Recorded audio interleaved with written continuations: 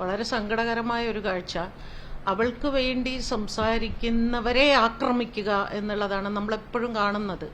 ആ ആക്രമണം ഈ ട്രസ്റ്റ് രൂപീകരിച്ചു എന്ന വാർത്ത പുറത്തു വരുമ്പോഴും ഉണ്ടാകുമെന്ന് ഞങ്ങൾക്ക് നന്നായിട്ടറിയാം.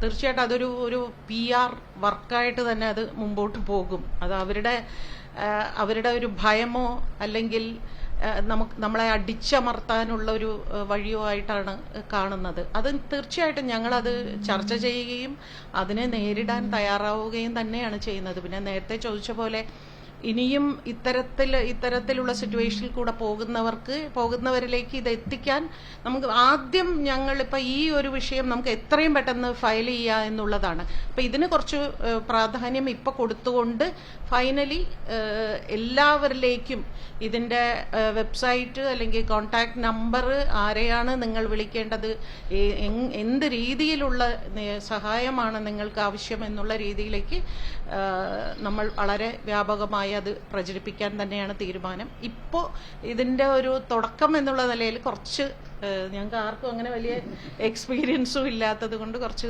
ഏകദേശം 1 മാസമായിട്ട് ഇതിൻ്റെ പിന്നാലെ ഇങ്ങനെ കഷ്ടപ്പെടുക. പലരും ചോദിച്ചു, നിങ്ങൾ എന്താ ഫയൽ ചെയ്യുന്നില്ലേ, എന്താ നിങ്ങൾ മുമ്പോട്ട് പോകുന്നില്ലേ എന്നിങ്ങനെ പലരും വളരെ വെപ്രാളപ്പെട്ട് ചോദിക്കുക. പക്ഷേ ഇതിനുള്ള ഒരു തയ്യാറെടുപ്പിലാണ് നമ്മൾ. ഇങ്ങനെ പുലി പായാൻ തയ്യാറാവുന്ന മാതിരി ഞങ്ങളിങ്ങനെ തയ്യാറെടുത്തുകൊണ്ടിരിക്കുകയാണ്.